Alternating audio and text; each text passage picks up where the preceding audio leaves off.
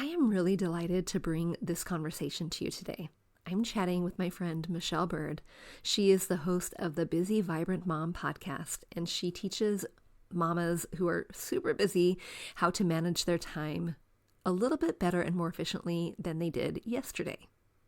As moms, we juggle a lot and we are balancing all the things, and there sometimes doesn't feel like enough time in the day to, I don't know, wash your hair or go for a run or make a healthy dinner. I mean, we get just the regular stuff. So when it comes time to doing a project that's for our home, that for sure goes by the wayside. And I know for me, that has definitely been true.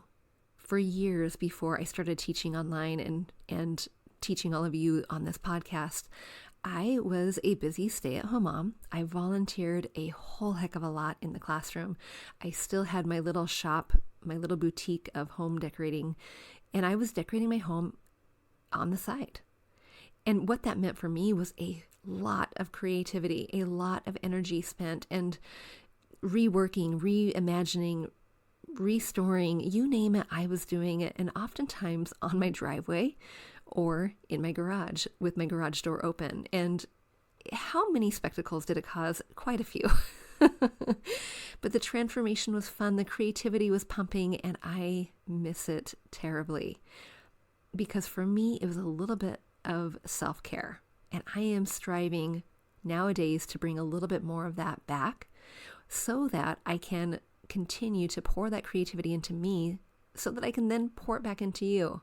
And so you'll hear today's conversation us talk a little bit about that. You'll hear me asking Michelle for her best tips to give to all of you to carve out chunks of time so that you can get those projects done.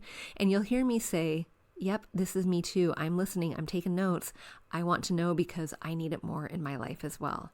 So friend, sit back, relax, enjoy today's conversation. We do giggle a lot. That is a theme you'll notice around here where I thoroughly enjoy the company of the guests I have on my show. So I hope you enjoy it too. And if you do, make sure you are subscribed to the show because once a month it is my goal to bring you a really fun guest. Enjoy today's show. We grew up with the phrase, home is where the heart is, but our culture has shifted and now the message is, home should be Pinterest perfect. I'm calling BS on that message. Home, it's not about the stuff, it's about the story. And whether you know it or not, your home is a reflection of you and is already saying something. So what is it that you want it to say? Hey, I'm Danny, a former first grade teacher turned home decorator. Going from a dual income to a single income so I could stay home with my babies meant budget, like ramen eating, Goodwill shopping budget. And I learned a few things along the way, like how to bring big style to your home without breaking the bank. And I'm sharing it all with you. Tips, tricks, decor, and design advice so you can learn to tell your story with your style. Where you can start living free from the Pinterest perfect trap and start living a life of intention. Welcome to Fig and Farm at Home, where we design happy living and where it doesn't have to be perfect to be beautiful. Michelle, I am so happy to chat with you today. My listeners are going to be thrilled to learn all about how we can save some time so that we can then spend that time doing DIY projects or the projects we want to do around the home. And so glad you're here. Tell us a little bit about who you are, what you do, and who you serve. Oh, thank you. I'm so excited to be here. So I'm a mom of three, and I do podcasting as well as time management coaching, kind of strategic coaching. So it's mainly for busy moms who have a lot on their plate. And so that's who I help and who I hang out with. I have a podcast called The Busy Vibrant Mom, where I give lots of tips and tricks to trying to get through your week, get through your day, how you can manage your time a little bit better. Awesome. And we've known each other for a couple years now, but I don't think I know how you got into time management coaching. Can you give us a teeny tiny little sneak peek at what probably, I'm guessing, I don't know, threw you over the edge to know something needs to change? I'm going to focus on time. Tell us your story a little bit. Oh, I love that. Yeah. So I have three kids and I'm pretty organized and have things together. When you have little kids, it's hard. But as I kind of got things rolling, I got in a pretty good rhythm. And so I was like, okay, and I noticed things just come easily to me. I just automatically thought through this is how things should work, or this is how I want to do things. And I was noticing other moms are struggling with how to get out the door, or how to wrangle children, or how to keep their house together and Yeah. not feel like you're pulling out your hair. And so I really had a heart for connecting with other moms who needed help. And so that's how I started. And I thought, I just want to be able to help other moms who are in that position of feeling so frustrated and feeling so overwhelmed, because it can feel like a lonely spot. Oh yeah, absolutely. And moms are really underrated, aren't they? I mean, they really are. They do a lot for their families, and I kind of think they're the unsung hero in a lot of ways. But, thinking about, not the dads aren't, but thinking about all of the things that you just alluded to, like the getting out the door, the I've got to make sure that everyone has their snacks packed and their lunches made and they can find their shoes and they have the permission slip for the field trip. And I've got to have my keys and my stuff because I'm headed to work afterwards. And who's walked the dog, who's fed the dog, all of those things. I mean, I would be so curious. This is a complete side note and a tangent, but I would be so curious how many decisions a day moms make. Oh, I know. I'd Yeah, be there are a lot. There, thousands. I haven't tried to count. I mean, No. I feel like you're constantly making decisions. So, at the morning, I have the most energy, the most patience. I'm starting to make decisions, right? And then I can find that by the end of the day, I really have a lot less energy, and my ability to make decisions is a lot less. My Yeah. patience is a lot less. So, all those things, you're like, I think just the amount of decisions, as you said, that you're making all throughout the day to the end, kind of Right. it's up. Yeah. Okay. That is a beautiful segue to what I want to talk to you about today because, the moms I work with, they run into a couple stumbling blocks, a couple roadblocks for reaching the goals that they have for their home, right? We all have pretty much have the same goal. We want our homes to be a reflection of us. We want them to tell our stories. We want them to look not janky. We want them to look, cohesive and put together and welcoming and inviting and all the things. And time after time after time, I'm talking to these moms who have roadblocks. I mean, I'm picturing these proverbial roadblocks in their way. And one of them is the decision fatigue, which we're not really talking about today, but another one is time. And then of course budget, right? And I can address and say, oh, I have different ideas for how we can manage around the decision fatigue. Let's learn your aesthetic. I can help you with your budget. Let's actually not worry about our budget. Let's make the goals and we'll work backwards, making the biggest impact change first before but the time thing is tricky because I know that you and I both have 24 hours in a day. And if I watched the list of what you managed to do because you are efficient with your time, it's pretty impressive. And I could see that my list might be similar, right? I'm juggling lots of things and I managed to hold all the balls in the air. Okay. But that's not my specialty. And that's why I brought you in because these moms are on a mission to create these beautiful spaces. They have the desire, they have even the budget sometimes. They have the inspiration picture. They're basically, Michelle, standing at the door with their overalls on, their hammer in one hand, the paintbrush in another, and they're saying, "I'm ready, I don't have time." How Oh, can you help them today? such a great picture. I love you are great at painting beautiful imagery. And it's true. I think a lot of your clients are probably like, I'm ready to go. I have all my stuff. I've Yeah. done, you do a great job of like laying out here are the tiny pieces that you can think about beforehand. And here's a way that you can fit that in, sprinkle that into your busy day of trying to figure out these little pieces. And I think it's just like anything else. We only have 24 hours in our day, right? Yeah. So, as busy moms, we always have a packed schedule. And so it can be hard to fit everything in, as we know. Yeah. You can want to do so many things, but you only have so much time. So, to help your wonderful people get the goal would be now, I work with my clients to get like a block of time. Yeah. right? So you want like a bigger block of time in your week to be able to work on these DIY projects or to be able to do a bigger project that takes a little bit longer. Yeah. Yeah. So the first step you kind of want to do, which I do with my clients, is you want to kind of review your week.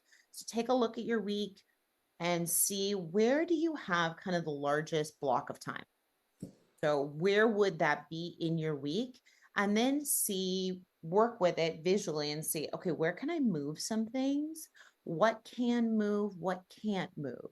Is there a night where you have a bigger block of time because kids aren't doing activities after school? And maybe after you pick them up, you could then have a 2 hour block. Maybe you can plan that's the night you order pizza, or that's the night you don't have to cook, or maybe your husband picks them up from school or a friend drops them off so that you have a big chunk of time.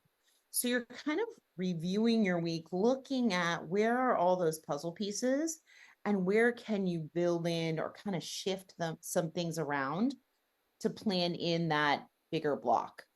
And sometimes that might be a weekend, right? Yeah. Yeah. Awesome. Yeah. And you make a good point because there are sometimes I think when I approach a week and, my husband and I look at our week at the beginning of the week, like every Sunday night at dinner, we are doing a couple things. One is we're saying, well, actually, we do this Thursday night, because we order our groceries on Thursday night to pick up on Friday. And so Thursday night, we're looking at the week ahead. And we're saying, boys, first of all, what do you want for dinner? Because we're going to order the groceries and we want them to eat. And two, we're saying, when can we make those things within our week? Because we have, Monday is a free night. Monday is one of those like, we're all home. Tuesday night is Charlie and Greg are at soccer, and Owen and Henry probably have a soccer game. And so we're managing soccer practice and then going to a game and all the things, right? And so we even plan our meals around when we have time and space to cook. And then, of course, when we can have the leftovers. I like that because if I know I had that free aha moment, that free evening, sometimes the tendency I think could be, let's fill it with stuff, right? And if we can make that easier, even by saying, what are we going to eat? And can we plan our eating that is not me cooking, even though I have space for it? If I have this other thing here to do, let's do it. Yeah. And I love how you're talking about meal planning. I tell my clients all the time, we work together with figuring that out, but looking at your whole week and looking at, yes, look, Monday night doesn't have anything, and not trying to fill that night, but knowing in your head, oh, I have Tuesday and Thursday. Those are going to be super busy nights. My kids are going to be tired from soccer. I got to get them over here. So knowing, oh, Monday is our kind of catch up, like rest day before we go into these 3 or 4 days of like activities, to know like, oh, this could be a good time for me to work on my project and kind of a downtime. And, just knowing your rhythm, knowing your kids, you kind of know when you can schedule that time. So you kind of want to review your week. And with that, you can apply some time management tools to kind of help you out. And Okay. then you want to schedule that time when you're going to do your big project. So tell me what time management tools we would apply. So and we can pretend that I'm the one, because honestly, Michelle, here's what's happening.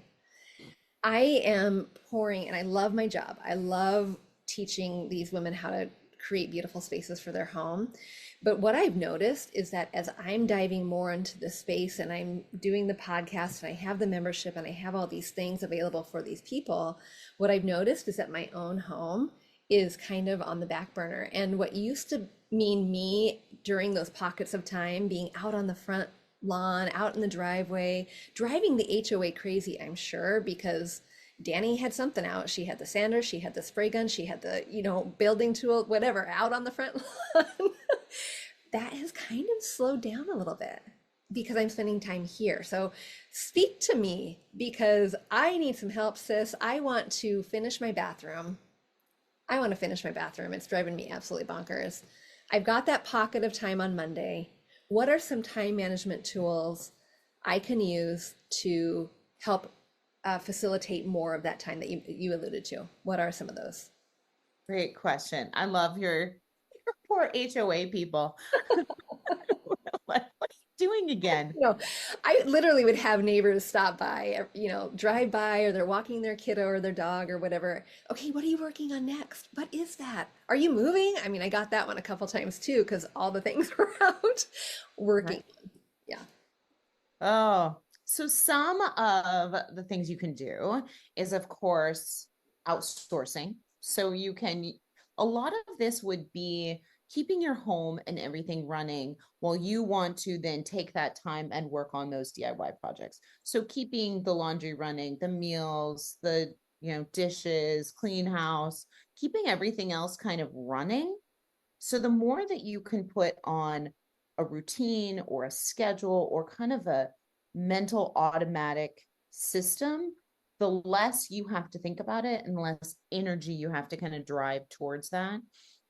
So you want to make sure that your routines are working for you, your systems are working for you, you are outsourcing with your kids, like they're doing more chores that they can take on so that less is on your plate so that you have this time that's freed up. So the more that you can kind of plan ahead and, as we said, schedule that time and then use those different tools of kind of outsourcing and making sure your routines and systems are all up to date, the better. Yeah. Okay. I love that. And I'm totally following you. In fact, as we are recording, I am getting ready to go on vacation. So I am making sure that all of my routines and systems are spot on so that when I come back, because I'm taking a huge chunk of time off, when I come back, I am not burdened, right? And what I hear you saying is that is a similar thing in your home. But here's where I'm going to play devil's advocate because I get it and I learned it when I was a teacher. I had to do the exact same thing, right? If I didn't have those systems and routines down, basically the kids were going to rule the roost, and I did not want them to do that. And so I'm wondering if one of my listeners is like, what on earth is she talking about? A system for your home? Like, I do the laundry when the laundry is barking at me.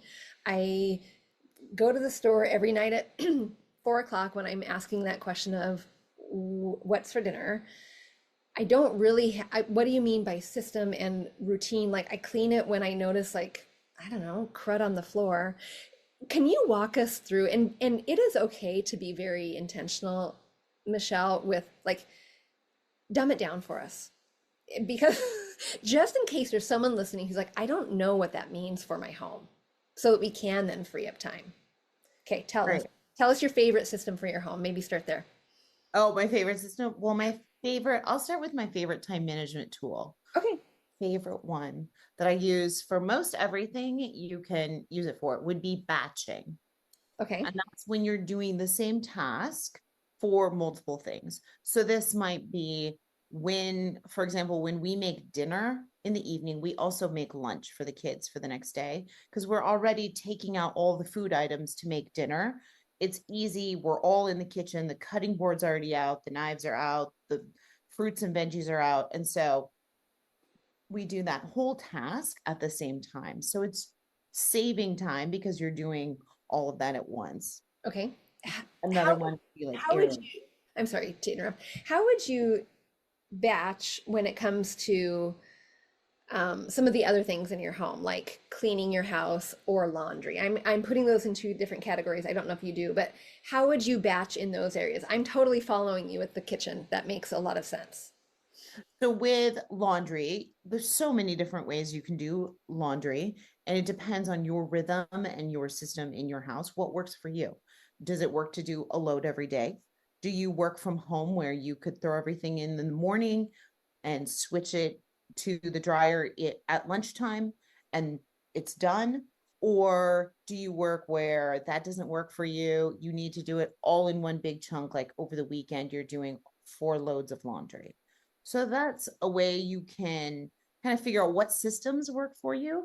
It Okay. really depends on what's the rhythm of your family and what's the rhythm. Because, like, for sports kit stuff, sometimes you need like the jersey the next day. Yes. So doing a load of laundry every day is a rhythm that works for your family. Whereas sometimes You're like, we don't need anything the next day. You have 14 pairs of socks and you have pants you can use. So we can make it to Saturday. And then I have more time. We'll just do all the laundry Saturday. So that kind of a thing will help with, that's what I mean with rhythms, systems, routines. What was the other one you mentioned? Oh, cleaning. Yeah, yeah. So Like how would you, because if we can even pinpoint like how you would batch something like that, can you, I mean, I don't even know if you can you batch clean? Can you batch laundry other than all in one time? And then I just, I'm going to come back to this question. I smiled. The people are not going to be able to see my smile. I hope you knew that I was smiling at myself because here's the thing, Michelle. I was laughing when you said do a load of laundry a day. I do 3 loads of laundry a day, and if I don't, I am behind. With 3 active kids and 2 adults who work out daily, I'm like, I would love to do 1 load of laundry a day. yeah, So I was giggling at myself, thinking, "Oh dear, that is dreams, goals, goals. I goals." do about 1 load, but we have a big washer. And so when Yeah, I bought a new washer dryer, I tried to get the biggest possible because I knew yeah, there's 5 of us. We're doing a load of laundry. As you said, your kids are busy. They're running around. They're touching gross things at school. You don't yeah, know what they have. They're using their sleeve as like a napkin or to yeah. wipe stuff, Or Kleenex. a Kleenex. So everything goes in the wash. Yeah, yeah. Okay, thank you for letting me go on that tangent. So back to the batching. Can you batch clean? I think was my question. Of course. Yeah. How would So you do that? the What does that way look like? that you would batch cleaning is just like anything else. Laundry, to batch it, you would do all the laundry on one day. Since you're doing that one task, you're doing for all the whole day. For cleaning, you're thinking like just deep cleaning, dusting, vacuuming, cleaning bathrooms, that kind of thing. Hmm. Yeah, just Okay. the regular household maintenance. Right. So household maintenance stuff. It's funny. I actually just did an episode about this of how you can break it up. There's lots of ways, but you can break it up to how your rhythm of your family works. If you wanted to batch it, you can do it all in one big clump, probably over like a weekend. And you could do like 2 hours. We're all going to help. We're all going to clean the house. So for our house, we have an upstairs and a downstairs. So one time, what we did was every Saturday, we're going to clean for 2 hours. Everybody cleans, and we're all going to clean downstairs. And then the next weekend, we clean upstairs, and then we just alternate. So there's that option of batching. So batching would be, as we said, putting all that tasks together. So doing all of that, all the cleaning at one time. Okay, awesome. So what I'm really hearing you say over and over is that really, in order to be more efficient with some of the systems you build, you need to make sure you understand your family rhythm, Yes. how your family works. Hey you, I see you over there hanging out on the Pinterest pinning fence, caught between the land of inspiration gathering and action. I see the hesitation, not knowing where to start, and definitely not wanting to make any more costly mistakes. I see the desire for wanting a home you feel proud of, one that looks cohesive and like you finally got your decorating act together. This message is for you, the action takers, or the wannabe action takers, who are ready to finally finish that room you've been holding out on.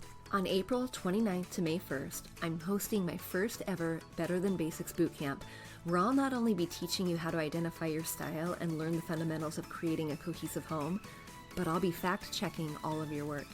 This workshop isn't just for learning. By the end of the 3 days, you'll walk away with a clear idea of what your design style is and isn't, what is making your home look or lack cohesiveness, and a clear plan for what to do about it.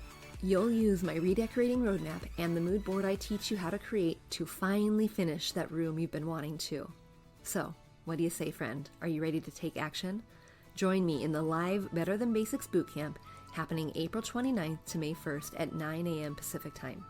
Replays are available, but space is limited, so I can get my eyes on your work and my hands on your projects. Let's jump off that fence together. Are you ready? Save your seat at bit.ly/Better Than Basics. I'll see you there.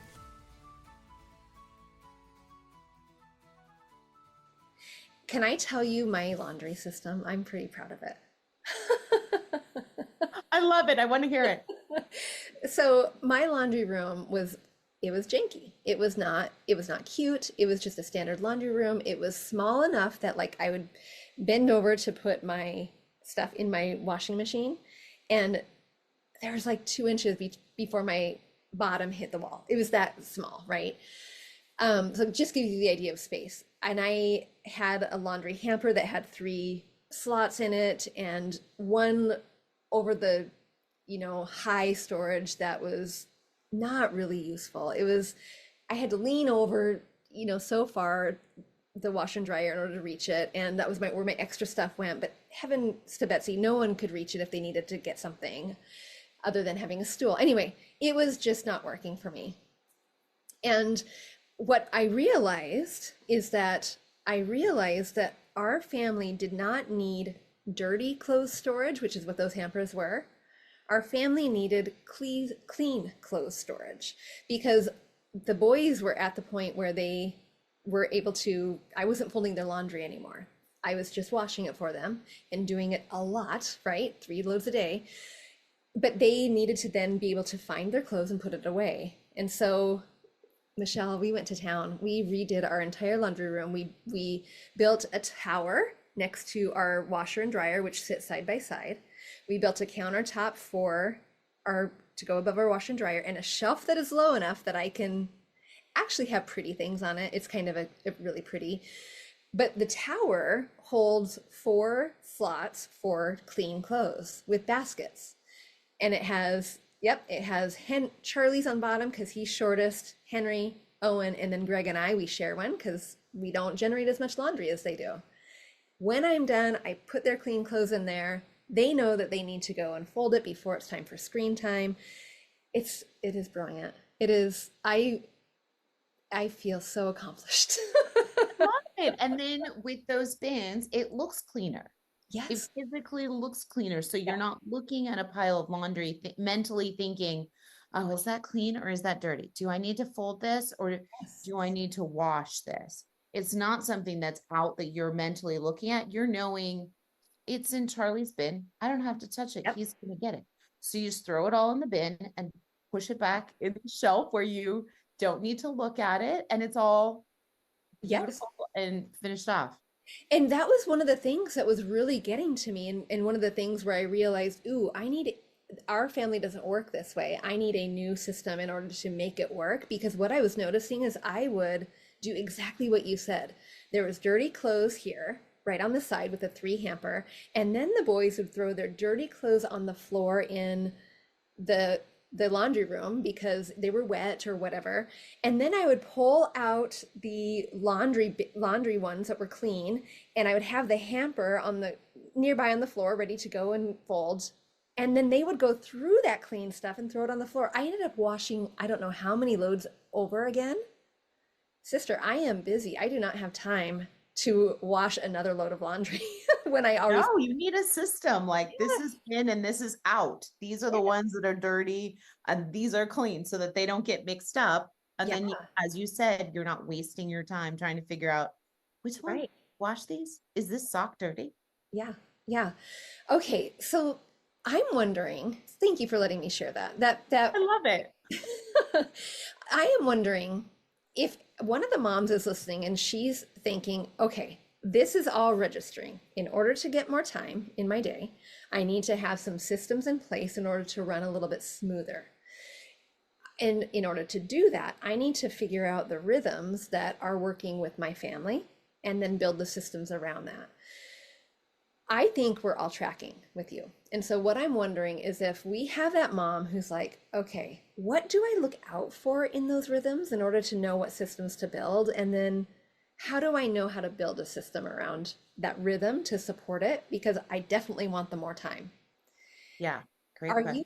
Can you speak to that point? Like, how do we identify the rhythms in our family? What do we do in order to know, like in that situation, I knew, oh, this isn't working for me. I cannot physically put any more time in my day towards laundry. What do we do to help this mom who's like, okay, I'm on track. How do I know how my family rhythms work? Oh, I love that. Yeah, the way that you can tell if your systems or your routines are not working and need to pivot or change a little is the same way that you can tell when you need to declutter, like the spot that you need to start decluttering. So it's the spot that isn't working. For decluttering, it's a spot where everything builds up. It's a spot on your kitchen counter where there's always papers and you don't know why or how there's all this junk right here. That's the spot that's building up. So that needs a system. Same with when you're building a system or routine. It's the same as what you were talking about with your laundry. You realize this isn't working. There's something off here. I have laundry. We have a system. I have baskets. The boys are putting all their stuff in here. I'm doing laundry, but there's something that's not working. So then you have to kind of piecemeal it together, kind of take it apart and see, okay, what piece isn't working? Is it that I need a different laundry bin? Is it that each boy needs their own hamper? Is it, so you kind of piece what isn't working and then work from there. And it may take a couple different iterations of your system or your routines, and things change. So that's why every once in a while your system or routine that was working suddenly isn't working anymore because now they have uniforms that they have to get out. And so you can't do the laundry at a different time. You need to do it so that they can get their uniforms. Or maybe, you were grocery shopping on a certain day, but now we need to meal plan before then. So we can't grocery shop on that day. It's that kind of a thing. Okay, love that. Yep. Have you, in your experience working with clients, have you recognized that there are different, I'm going to call them cogs in the wheel, but those buildups that you're talking about, like, have you recognized that there's like a common cog for a lot of moms? Like somewhere we can point these moms to say, hey, look at your laundry system, like that, for example, or look at how you're prepping your meals. That's usually a cog. Are there any things that you've noticed that are repeating? That's a great question. A lot of the problems or the systems that just aren't working would be like house maintenance kind of systems, like laundry is piling up, or dishes are piling up, or we can't get a meal on the table because we don't know what we're cooking. Kind of meal prep systems are building up.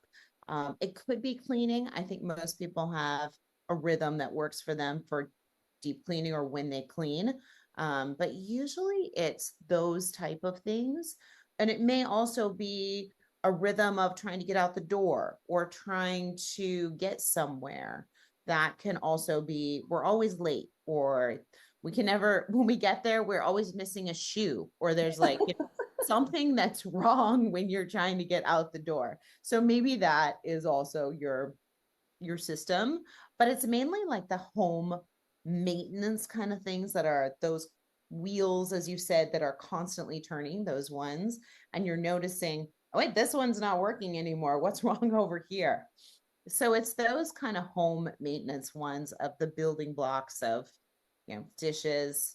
Keeping your home clean is an easier one too. If you don't have kind of a tidy schedule, that can be a trick, because you look around and you're like, where is everything, why is stuff everywhere? It's like those kind of ones are typical. Yeah. Okay. Okay. Awesome.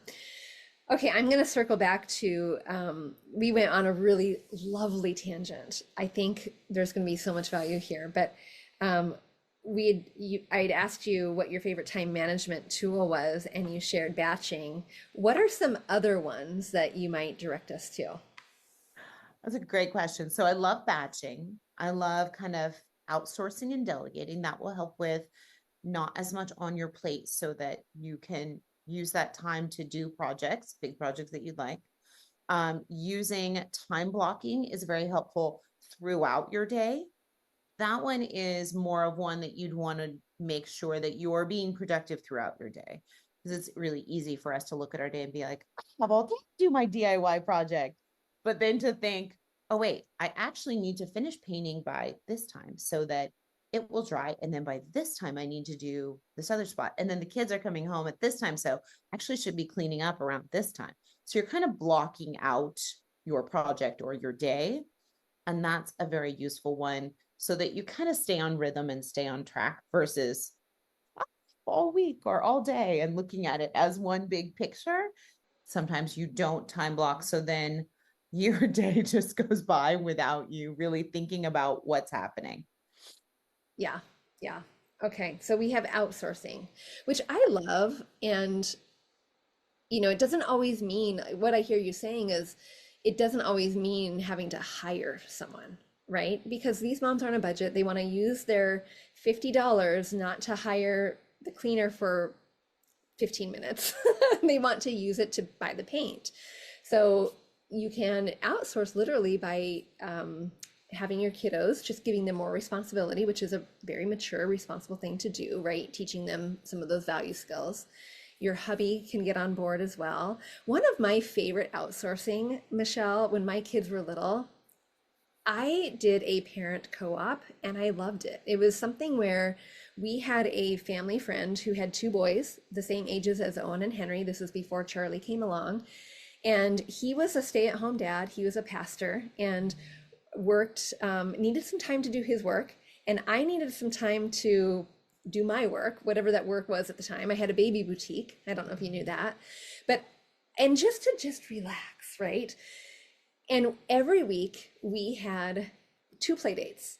One play date was where he hosted my boys and he got 2 hours, I got 2 hours of work. And one play date was me hosting the boys and he got 2 hours of work. It was so fantastic. And I love the idea of working with friends and kind of building that community in order to not only support each other, but then support you and I think it's a form of self-care, right? Your self-care needs when all the responsibilities fall on your shoulders, it kind of stinks, even if it's doing things for your family that you love. That was one of my very favorite outsourcing. Okay, so you said outsourcing, you said batching, you said time blocking. Are there any other time management tips or tools that you use or suggest? Main ones. The other ones would be kind of if you have a planner. I love using a physical planner and a digital planner. A physical one so you can visually see your week and kind of what are those moving pieces. And then also you want to pick a planner. I love the ones from Horatio Printing, but you want to pick one that has lots of room to write things during the week or to journal or to write stuff so that all your notes and everything are in one spot. And then I also love having a digital calendar so that you can share stuff with your people. So I share it with my husband. And now that our kids are older, they're starting to be able to share our calendar too. So they can see what's happening or what's on there. School events are always on there. So you can use that to communicate how's my week looking, how's my day looking at like a really quick glance. So both of those are really helpful. Those are more helpful of if you're mapping out your time, if you're trying to get work done for a specific time, and then you're going to have that block. I think doing your DIY project, there's some different time management tools you want to use with that, but to be super productive with those other 4 or 5 days that you're just trying to get through work and you're just trying to do those things, there's more time management tools for that one. Okay, awesome. All right. Well, any last parting tips or encouragement or words of wisdom that you can share with my aspiring DIYers who are really just wanting to finally make headway on their homes? Oh, I love that. I think they're doing a great job. I think the main thing with time management is to, as we said, take a look at your week, see where all those pieces are, see what's not working, and try to build a system or routine for that.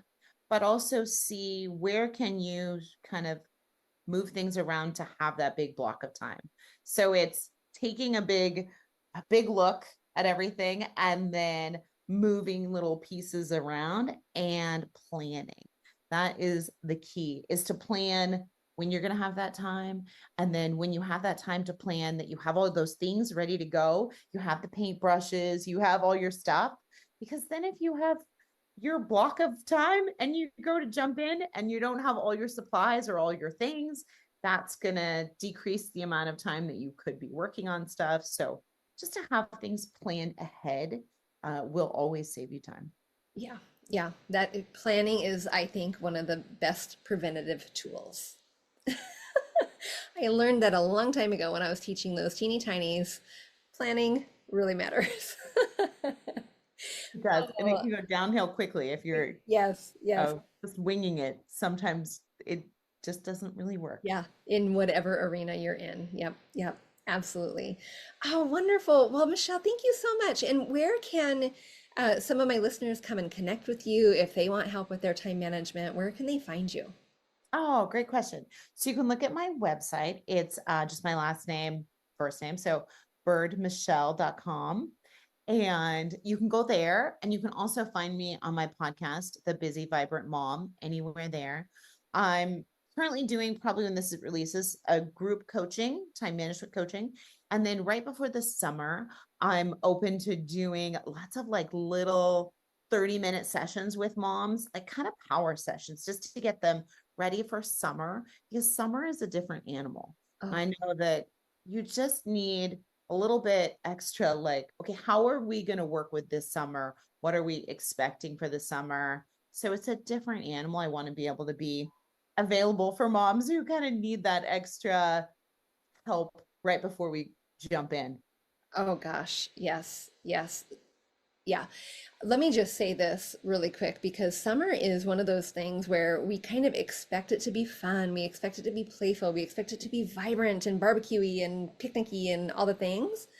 But if these moms are working from home and then their kids come home, that is a real struggle. You're going to be such a blessing to these mamas. And I just want to say too, as a former teacher and a mom who had a kiddo who definitely thrives, like he loves your stuff, Michelle. This is right up his alley. He has his own planner. He knows exactly what's happening. If he does not know what's happening, he's going to be kind of freaking out, is a strong word, but he's not going to be happy. When he would come home from summer break, or first from school break and into summer, I had to, and I'm air quoting, play school for a week to transition him from school routine into summer routine. We would have PE, and I would call it that. We would have math time. We would have reading time. We would have recess time. And it was all these, what you're saying, these time block systems where I would say this is a designated time for free play. And then as he got used to this idea of transitioning into home, I could take that label off. I could take those time restraints off, and he got used to it and could then transition into summer like most kids can. But having those parameters around, whether you are, a kid or whether you are an adult, they can really help set you up for success, but then weaning you off of them too is a real thing. Yeah, that's another thing with helping your kids transition. Yeah. The transition into summer, I feel like sometimes we transition into summer and then we're happy and our systems and everything's rolling. We're like, we've figured everything out. And then it's time to transition back. Yeah. Like we've just kind of almost like jet lag, you just accumulated like, okay, we're here. And then you have to go back. Yeah. So a lot of that is super helpful, knowing your kids and being aware, as you said, oh, my kid needs this. Mm-hmm. And then planning that and having those expectations as you're going into summer will help both of you. Yeah. Yep. Yep. Love that. What a blessing you're going to be to those moms. Thank you so much for coming on the show today. I really appreciate it. Thank you. This has been so much fun. Hey, real quick before you go, if you learned something new or found value in today's podcast, would you head over to iTunes to Fig and Farm at Home and leave a review and subscribe to the show? That would be awesome. And if you'd like to connect with my community of mamas who are learning to be intentional storytellers within their own homes, join us at bit.ly/design101 group. There's always more room at the table. See you soon.